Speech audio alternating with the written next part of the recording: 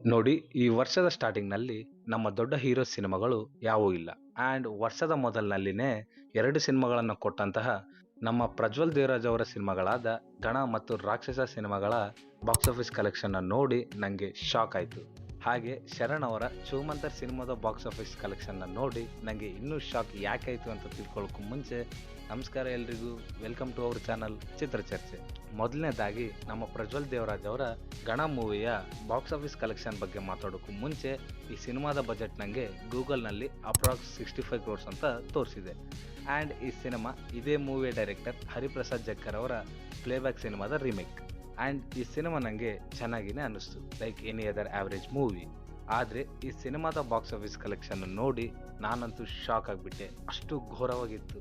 ಈ ಸಿನಿಮಾದ box office collection ಈ ಫಿಲ್ಮ್ ತನ್ನ ಲೈಫ್ ಟೈಮ್ನಲ್ಲಿ 0.15 crores ಗ್ರಾಸ್ ಕಲೆಕ್ಟ್ ಮಾಡಿದೆ.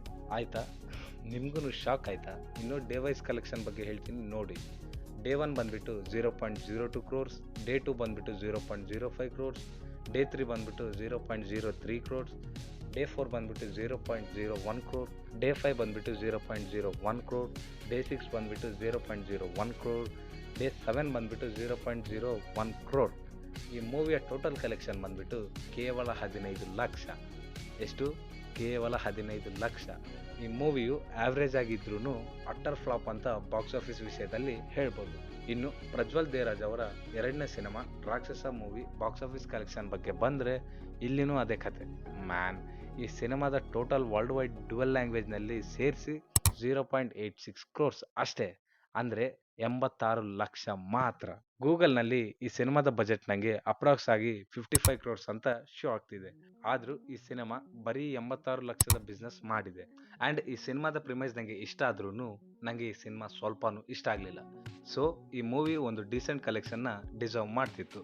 ಆದರೆ ಎಷ್ಟು ಕಡಿಮೆ ಕಲೆಕ್ಟ್ ಮಾಡಿದೆ ಅಂದರೆ ಪ್ರಜ್ವಲ್ ದೇವರಾಜ್ ಅವರ ಕರಿಯರ್ ಕಷ್ಟದಲ್ಲಿದೆ ಅಂತ ನಮಗೆ ಗೊತ್ತಾಗುತ್ತೆ. ಈಗಲಾದರೂ ಪ್ರಜ್ವಲ್ ದೇವರಾಜ್ ಅವರು ಒಂದು ಸಾಲಿಡ್ ಕತೆ ಆ್ಯಂಡ್ ಒಬ್ಬ ಸಾಲಿಡ್ ಡೈರೆಕ್ಟರ್ ಜೊತೆ ಕೆಲಸ ಮಾಡಿ ಅವರ ಹೆಸರನ್ನು ಹಿಂಪಡೆಯಲಿ ಅಂತ ಆಶಿಸೋಣ.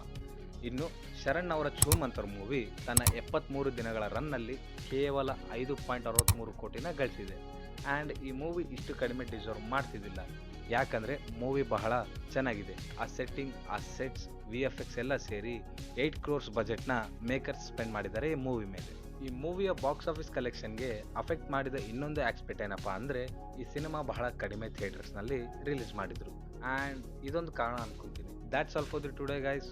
ಈ ವಿಡಿಯೋನ ಇಲ್ಲಿವರೆಗೂ ನೋಡಿದ್ರೆ ಅಂದರೆ ಪ್ಲೀಸ್ ಸಬ್ಸ್ಕ್ರೈಬ್ ಮಾಡ್ಕೊಳ್ಳಿ ಅಂತ ಹೇಳ್ತಾ ಸೈನಿಂಗ್ ಆಫ್ ಟೀಮ್ ಚಿತ್ರಚರ್ಚೆ.